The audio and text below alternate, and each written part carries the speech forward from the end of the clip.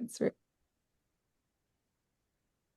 Hello, everybody. This is Brad Swift with GAIA'S 2.0, and I'm so excited to be here with my co-host today, Marla of the Eco Chapter. And we have a special guest, which we often do, and I'm very excited about that. So excited that I was able even easily, as it turned out, to get up early in the morning. So you may see it looks kind of like the sun's coming up. Well, it is kind of coming up It's here good. on the North Carolina coast. So uh, let's just dive right in, Molly. Introduce our guest, if you would. Yeah, thanks everybody for joining us today. And yes, we have Erin, and I've known Erin for a couple of years and so excited to have her on the show. So Erin is Sydney-based and she's a researcher, writer, wife, and mother to three children. She began her career in business working in national account management for Nestle, Unilever, and L'Oreal. And then she took a break to raise her children. And then she became aware of the ecological crisis and has pivoted her career to raise awareness of these issues and what we can do about them. She's the co-creator of Beyond Duality, which is an 8-week online course which goes beyond sustainability as usual to see what we can do to create an ecological future and how we can do that. Erin is also passionate about animal rights, whole food, plant-based eating, and is currently working on a course to raise awareness of the harms of industrial animal agriculture. So I've been really lucky to do a couple of courses with Erin. I did her Project Tipping Point course a couple of years ago, and I've also done her Healthy Habits Accelerator twice, twice actually. So yeah, so Erin, like, why don't you start by maybe telling us what was the biggest push to get you to pivot from that, very corporate career in business to what you're doing now? Firstly, thanks for having me on the show. I'm really happy to be here with you both. Enjoy. What was the push? I think there was a little bit of emptiness in the work I was doing anyway. So for 10 years, I was a bit like, oh, like, shouldn't I be doing something more meaningful than selling more coffee, margarine, tea, fragrance, whatever?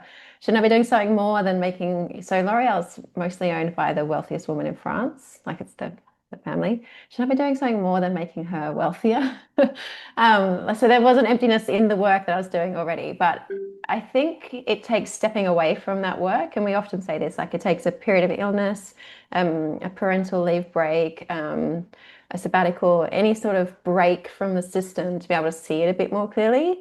And when I was home with my children, which is busy work, but not very often very mindful work, I had some mental space to see more clearly what was going on. And I was able to read more and learn more about what was happening in the world. And what I was learning, I was not liking very much. So when you talk about what was the thing, what was the moment that made you want to pivot your career, I remember it very clearly. My youngest, who is 8 this year, she was 3 months old. No, I think she was 5 weeks old. And I was walking up and down my hallway just here, like trying to get her to sleep. I was wearing her. And as I was trying to get her to sleep, I was reading an article. It's published by the New York Times Magazine, I think. And it was titled, The UN Says Climate Genocide is Coming. Actually, it's worse than that. And it was written by David Wallace Wells, who's written Uninhabitable Earth, which is a difficult read, but probably important read. And it was written just after the IPCC released the special report into 1.5 degrees of warming in 2018.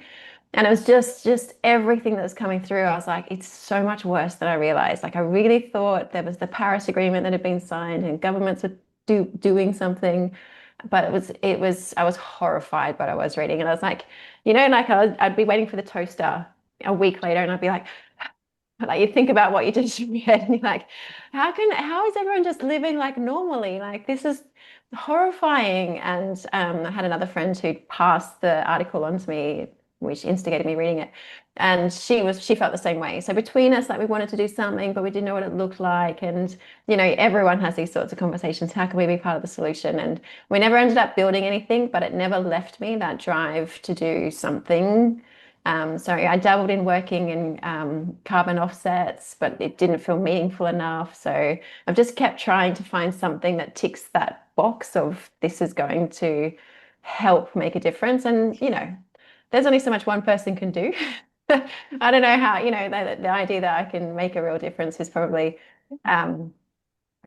if I get stuck on that, I won't do anything because there's probably nothing I can do that will make a significant difference. But still, I think that the metric is if lots of people were doing this, would it make a difference? Yes. Then I keep going and I try and bring more people along with me, so that eventually we hopefully do make that difference that we all aspire to. Yeah. That was a long-winded way of telling you how I got here. Sorry. That's good. Oh, no, that's good. Yeah, but I think it's many of us can relate to yeah. that path. Yeah. Yeah. Yeah, just that like I don't want to close my eyes to this. I want to continue to look at it face on, as terrifying as it is, and do something about it. Yeah. Yeah. So it seems you've done a lot already. I mean, you've done like university lectures and you've also done like all these courses. And I guess your latest course is called Beyond Duality. Do you want to tell us about that? Yeah, so I'd done a couple of courses. I think I've been doing maybe for the last 3 years. I started with Rebiz, which was like more related to how a business could exist in a non-harmful, regenerative, sustainable way. So that was very business orientated. And from there we did Project Tipping Point, which you've done with us. We did that for a couple of years. And then I was hosting Project Tipping Point calls, which is all about social tipping points and how we can contribute to them and how they can and how we can use our voice. But I was wanting to talk about other things on the calls for Project In Point. So I had this like desire to talk about imperialism and colonialism and manufactured consent and all of these things that are bigger than the Project Tipping Point course was about.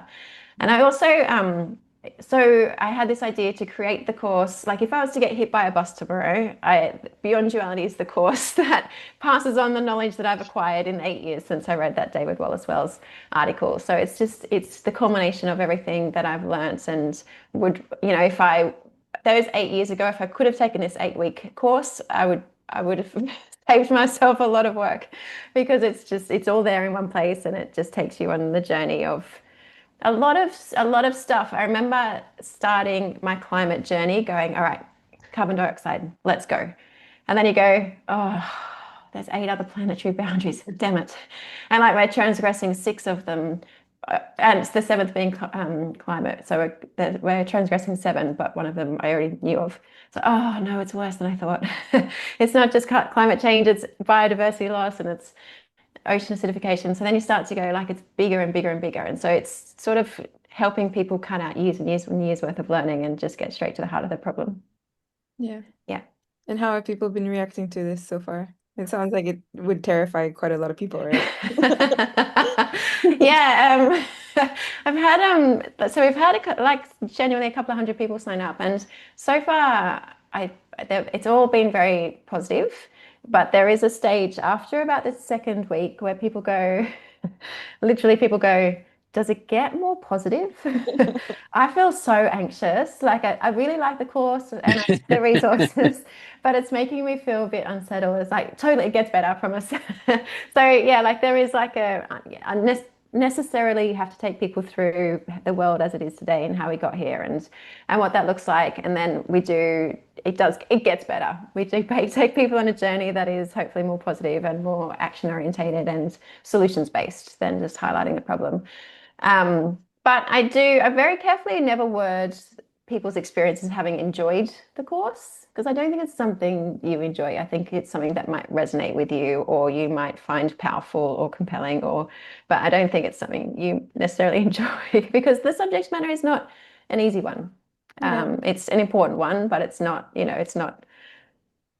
Oh, has anyone ever used the word uh, I'm so happy that you've got a new hobby or like that sort of tone with you about like being active in this space. Like, I don't know, Right. I'm passionate. I'm so glad you found something you're passionate about. Like, if this is not something you do because it's like fun and cool, like it's not playing the guitar, it's like tends to be a moral imperative that we feel like we have to help because we're in a state of crisis and chaos.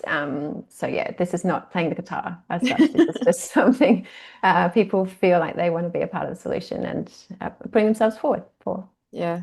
I mean, me and Brad both work in the space, so it's not fun. I mean, you're definitely doing it not for shits and giggles. Yeah. I'm so Just glad you found makes something you're passionate about. I'm not. Why aren't But you you passionate should be about too. Yeah, exactly. it? Come and join me. Yeah, I Yeah. mean Yeah, I want it's a to. difficult conversation to have with most people, and most people just don't want to have those difficult conversations, and that's the part that we have to keep pushing for it, because otherwise, who's going to have any of these conversations? Yeah. Very Brad, you Before, want to sorry, respond? sorry. Oh, just one thing before you, Stephanie and Brad. Roger Hallam, you guys know who he is? Founder of Extinction Rebellion and Yeah. Just Stop Oil and that sort of thing. He started some research that said like it's never been a majority of the population that have been change makers. It's always a small percent. And it was learning that was like, oh, okay. Yeah. Like it's never, everyone's never going to step up. It's a certain type of personality that wants to do this stuff. And it's so, that's just who we are, I guess, those Yeah. personality types. Sorry, Yeah. Brad. And I guess that's also a good thing because, in the social tipping point, they say it's what, 25%. That was the University of Pennsylvania, I think, that did this Yeah. the study. And so it's like, if there's three of us here right now, we just need one more person, and like that would become a normal behavior, and 25% would be one of us. Yeah. So it Yeah. kind of makes the big problem kind of small, because if you could just talk to three people, and that would be your responsibility. It wouldn't have to be like you had to change the world.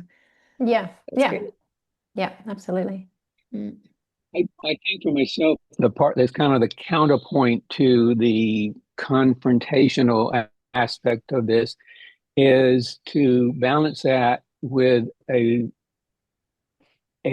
vision for what you see is possible, and how to kind of hound that vision in your current reality to some small degree.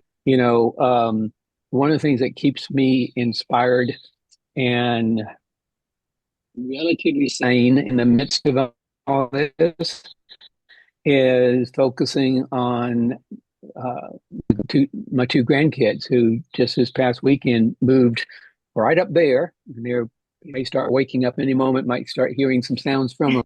But Logan's 5 and Piper's 3, and all the whatever it takes to give them some hope and future is what keeps me excited about it. And like I said, kind of counterbalance that, the massive confrontation that it can be when we really see how asleep we as a society have been.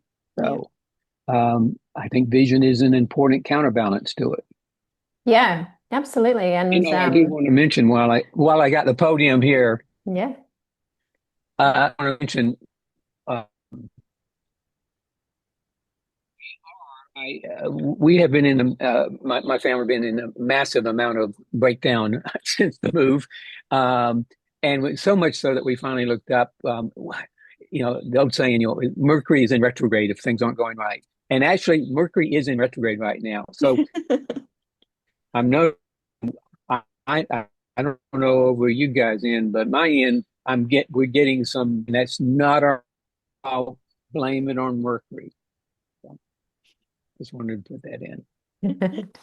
So I guess with both of well, Brad's grandkids, and Erin, you have three kids, right? So like I guess, how do we like talk to people with parents and educators and carers of the youth and the children? Like a lot of people are now not having children because they say that the world is becoming too scary of a place. So with both of you, like how do you, I guess with Erin, like how do you talk to people who have kids, and yourself, how do you kind of navigate this conversation also with you?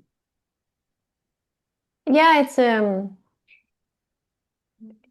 I don't always do that actually. I find that people don't want to know. Mhm. So I don't necessarily have conversations with people that are in my life face to face. So I would use a platform like LinkedIn or not so much X anymore, but like that's where I try and use my voice because it seems to be more received. Um, and so that's yeah. And there'd be people that I know in my day-to-day life that follow me there, but I do find that like it's a real spectrum of, yeah, it's a big problem, but it's just not on my radar to, yeah, but is it even real? So, oh my God, yes, it's real. Like people are obviously taking in different media to me, and the bridge to, am I saying that right? The gap to bridge, sorry, is too big it's so enormous that I can't bridge it. And so I think it's important that you like I still so I'm thinking specifically of people I see in my day-to-day life. Um, I still have to have relationships with these people. I can't exist in isolation. None of us is an island. I can't exist in isolation. So sometimes you don't have anyone around you who's climate focused. I do have climate focused social groups and friends. But yeah, for me, I write articles which I have on Substack, and I use LinkedIn to try and reach more people because otherwise I actually feel like I'm banging my head against a brick wall. I think I would have stopped a long time ago if I had to rely on the people in my circle. Yeah. So what I would say to people is if you don't have anyone around you, try and find your crew. And it Yeah. could just be like a WhatsApp group. Like I had a WhatsApp group or type thing, Signal or something, for a number of years, which was such a savior. Like it was, oh, these people get it. Oh, these people care. And they were sharing information and I was learning from them. And otherwise, so there's a real, in the sociology of, or like the research into social tipping points, they say that if you're not insulated from the dominant culture somehow by a group of like-minded people, it would be very easy and often does happen that people fall back into that dominant culture because you don't have anyone helping you maintain these new values and behaviors and things. So that's what that Signal group did to me for a long time to help me stay in this space. So for other people who don't have people also interested in keeping the planet habitable around them, see if you can find some because it will make your Yeah. life easier. Yeah, Yeah. well, if you're looking for communities to join, all three of us have our own communities. We all write articles. I post on LinkedIn as well, and we just formed a community in Sri Lanka, and we have one in Singapore. And Brad has his eco stories and his community in North Carolina as well. So if you guys are looking for Sydney, Singapore, Sri Lanka, North Carolina, we're all here. Got most of the world covered Yeah, exactly. between us.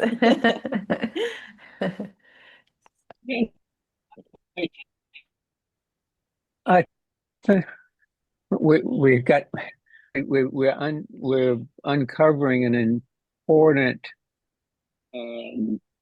missing is like how do you introduce the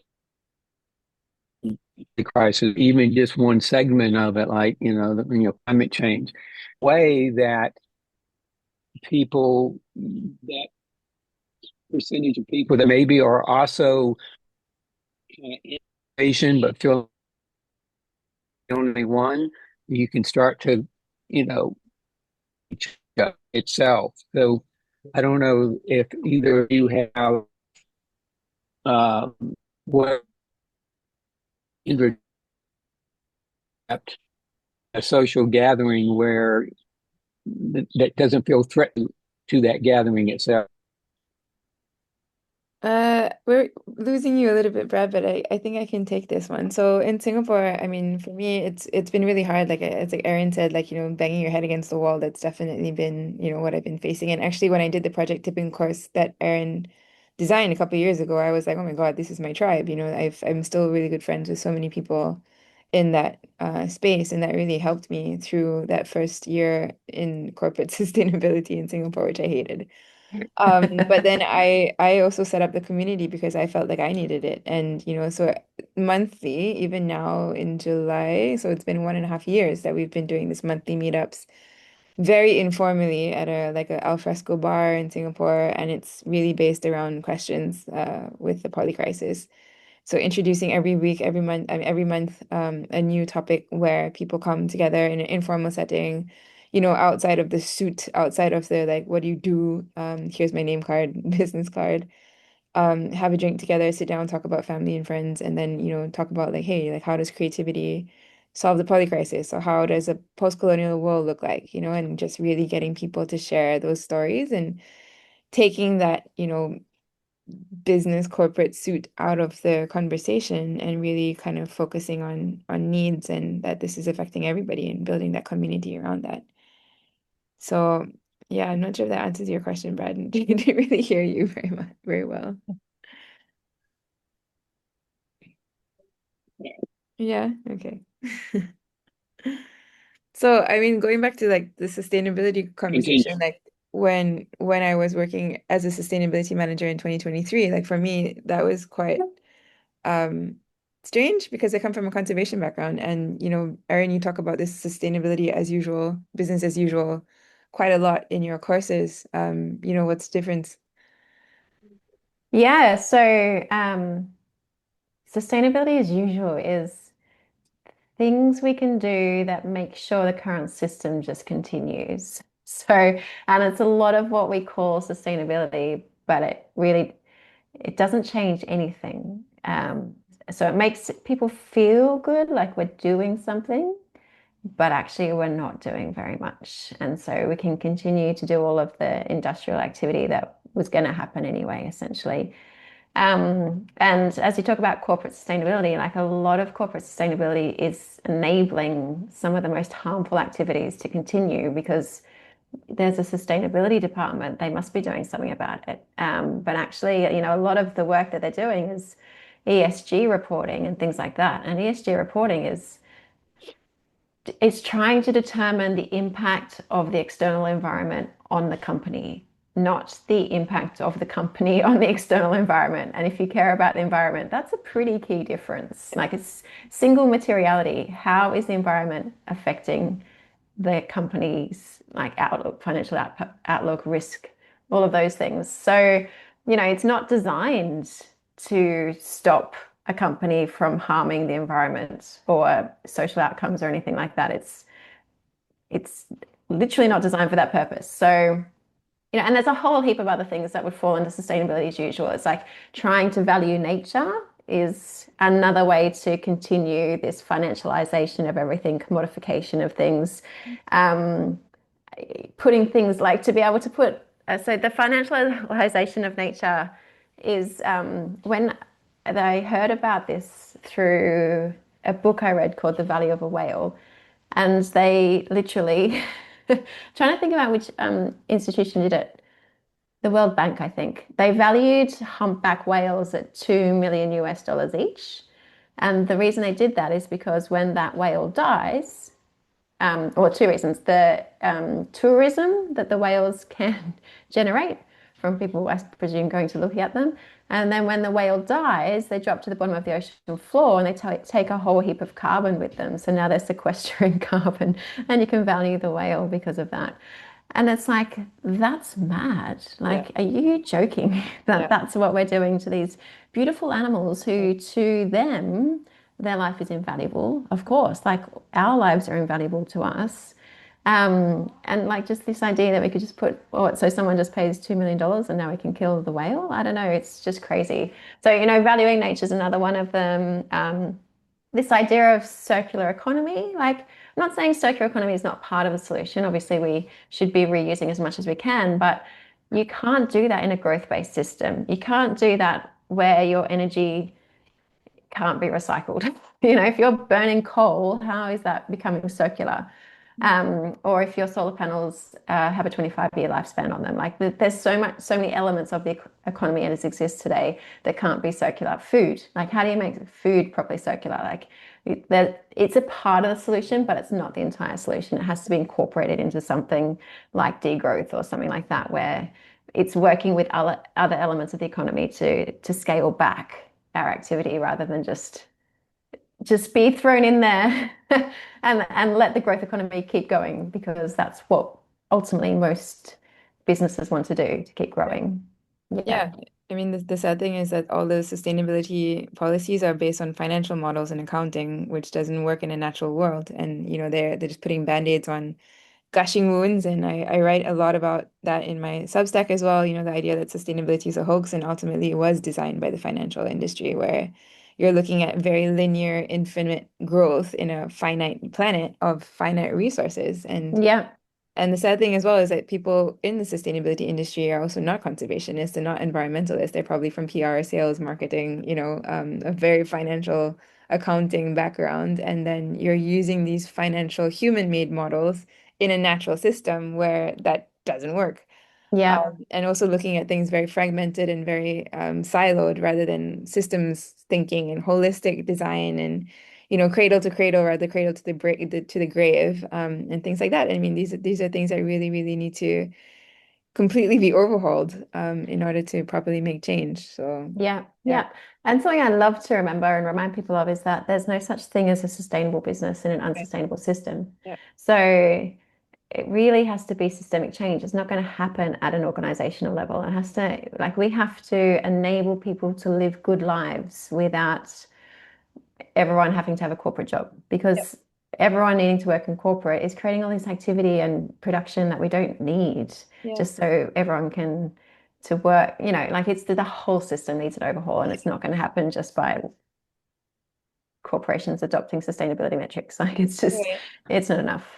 Yeah, and Yeah. it's also getting people to start to think of what a better future narrative would look like, right? Like decoupled from monetary gain and financial wealth and stuff, and Yes. not consuming. And so, I mean, the nice thing was like Erin actually wrote the endorsement for our book, Dreams of Unwritten Futures, where we're really trying to get that out into the world that, reciprocity, community, living together in sufficiency, and, those kinds of values are still what people want ultimately at the end of the day when you scrape off that suit and the money and the constant rat race. People just want Yeah. to have like, nice times to do hobbies, to be passionate about Yeah. something, to Yeah. spend time with your kids and your family and read a book under a tree, go to the beach, and stuff like that. So, It's there's this book written by a palliative care nurse, and it's called The Five Regrets of the Dying.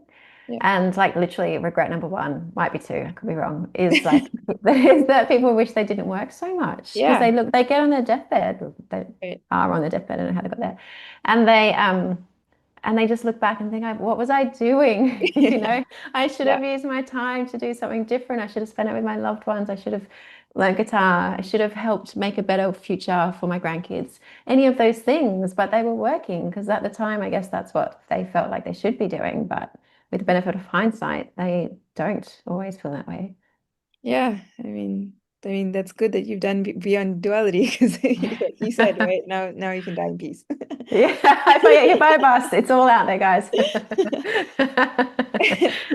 If I Well, get yeah. hit by a bus, something's sus though, right? I'm touching wood, touch There's wood. not even any buses around here. Touch wood. There should be more buses around here though. So, in the conscious of time, yeah, I guess because our most of our audience is like, educators and parents and youth and um people associated with the next generation, like what kind of advice would you leave our listeners? Oh, good question. Um, I think more people should be curious. I reckon if more people were curious, then they would like delve into more topics, and that would make them dive into another topic, and then they'd be learning and asking questions. And I learned this fact that I just find fascinating is that between 1970 and like 1996, people from the US gained 6 hours of more free time each week. Do you know what people did with that 6 hours of more free time each week? Worked? They used it to watch TV. All right. Okay. Like there's just so much of our time goes to Netflix and Amazon Prime, and I don't know, like just watching TV and YouTube shorts. And I think if we could take that time and read a book or have a conversation or read the news, I just think we could learn more, and who knows where that might take you then. I just feel like I'm not saying never watch TV and, have some time out from busy schedules and all that sort of thing, but do it as well as taking the time out to read and learn and converse. And yeah, that would be my advice. Right. Yeah, and if you guys are looking for things to read, I mean, all three of us have Yeah, lots of stuff to I can read. recommend some stuff, some stack And articles. we're all kind of addicted to learning, and we're constantly learning new things and putting new stuff out there and trying to rephrase stuff and make it a little bit easier for anyone. So, Brad, Yes. anything you want to end with? Yeah, I'm just saying, and to keep on the idea of curiosity, get more curious about what's your relationship to the web of life. Mm, And, we talk about it as nature, but, I've started thinking of it more as the web of life includes all this greenery we're seeing behind here. Yeah. Get curious about that. Take a walk out in nature and see if you can't discover something you've not discovered before. Yeah. Absolutely. And what can you learn about it? And even just watching it fills you with awe and wonder, like, and that fills you with reverence and wanting Yep. to be a part of bigger things. So Yeah. that's wonderful There's advice. there's a really good book by David Haskell, and it's called The Forest Unseen. He literally draws like a quadrant in the backyard of his house and calls it a mandala, and he watches it for a year. And it's amazing. Like he managed to write a whole book about this thick, about just this quadrant in the backyard of Wow. his house. So the amount of things like went on there, the changing of seasons, the different animals, all the different animals that also came to visit, the different flora and fauna. It's so amazing. So that's a really good book to start if you don't know where to start. Yeah, it sounds incredible. Well, thank you very much, Erin, for your time. It was really nice to hear, what you're doing and to catch up with you again. It's been a few months. Yeah, it has. And for anyone who wants to join Erin's course Beyond Duality, we'll put the link in the post. Yeah, and I think Thank you you. have a new season coming up in September, right? Yes, 7th of Yeah. September is the next one. So yeah, that'd be a good one to join for anyone who's keen to learn more. Or I think it's beyondduality.org, if you want to see the syllabus or brochure or anything like that. Yeah. Yeah. And you Thank can you for also having find me. Erin on LinkedIn. Oh, yeah, I'm on LinkedIn Yeah, as well. thank you for It's spending been your really time. fun. Yeah, cool. Thank you Enjoy very your much. day, Brad. You've got a Yeah. full day ahead of you now. Thank you. And the Yeah, now you're up grandkids. nice and early, so you have the whole day. Thank you. Bye, guys. Thanks so much. See you later.